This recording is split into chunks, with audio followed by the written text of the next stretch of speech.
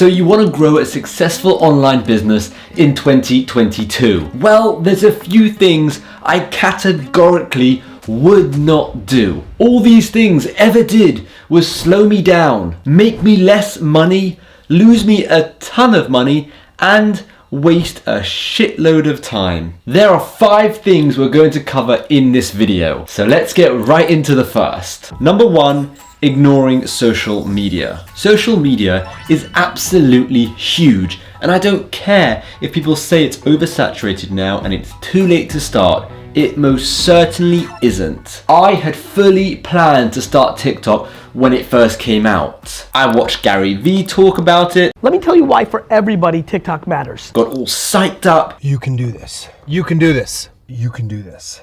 You got it. You got it. As one does after watching Gary Vee. Wow. And then nothing.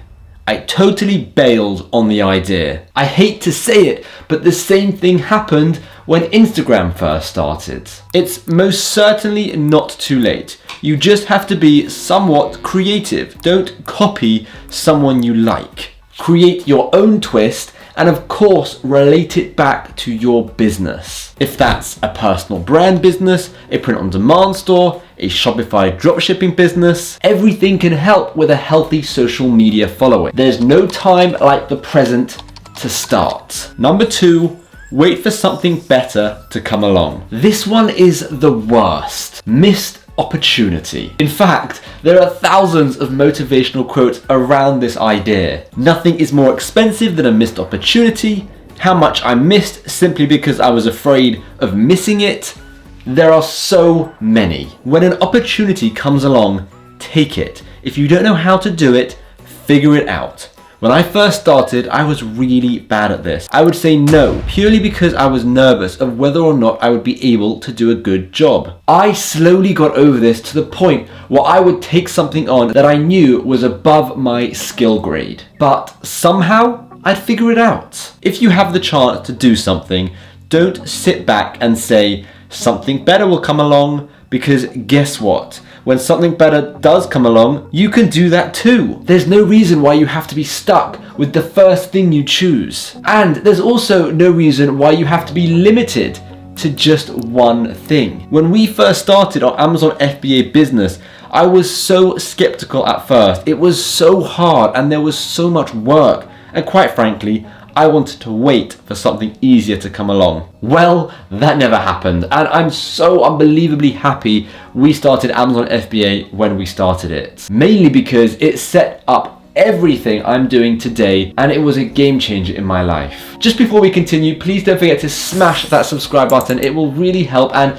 it'll help me get to 100,000 subscribers, where hopefully I'll be able to get that YouTube play button. But either way, let's get right back to the video. Number 3. Disregard creating a course because the industry has been poisoned by a few bad eggs. If you have knowledge in something that could help someone else, don't disregard making a course. They are extremely useful resources for people, and it's also a good way to make passive income down the line. There are a lot of bad eggs out there, but don't let them ruin it for everyone. Make sure you are honest at all times. Make sure you are only teaching what you know, and make sure you are teaching for the sake of helping someone rather than just to make as much money as humanly possible. You can definitely be one of the good ones. If you can play an instrument, or you know how to use Photoshop, anything really, there is no reason why you can't help others in those areas. There's a good chance you'll have a few haters, and that's totally okay. Don't let them stop you. Number 4, quantity over quality. A lot of people will disagree with this one. They'll say just create as much content as possible or do as much work as possible and it will eventually pay off. But you'll end up overworking and most likely burning out. Why overwork yourself when you can focus, spend more time on each individual piece of work and have them perform way better. I made this mistake with YouTube when I first started. I thought I needed to just create as much content as humanly possible, a video every single day. The quality wasn't important as long as I was posting something, and boy was I wrong. If I would have posted half as much, I would have been able to spend double the amount of time on those individual videos, making the information way better, the way I say it better, the editing and story better, and in turn I probably would have got a lot more views and grown a lot faster. I've now taken this approach. I used to post a video every day, and now I post once or twice per week.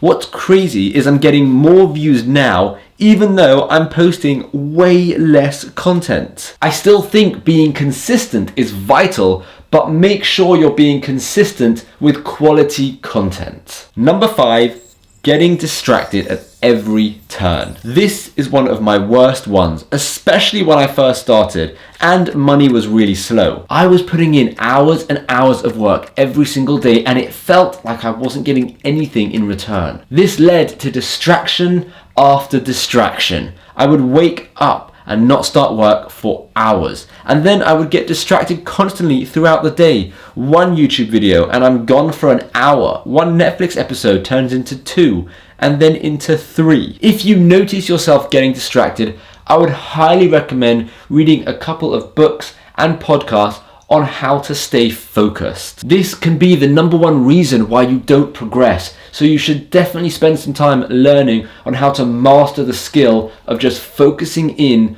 on a single task. I recommend reading The One Thing and Deep Work. They helped massively overcome this. Thankfully, I've gotten way better at this now. However, sometimes I do notice when I'm working in an unfamiliar working environment, I can still get easily distracted, which is why I love to work in a nice office that I'm used to and that I go to every single day. There are many more mistakes that I have made along the way, some costing tens of thousands of dollars. So let me know in the comments down below if you want to see a part 2 of this video where I go over some other mistakes that I've also done in the past. Even though starting an online business may seem daunting, you shouldn't let that stop you. Go for it. Who knows what will happen? One thing we can be sure of is if you don't go for it, you are 100% going to fail, because you never went for it. And if you think you don't have any ideas of what online businesses to actually create,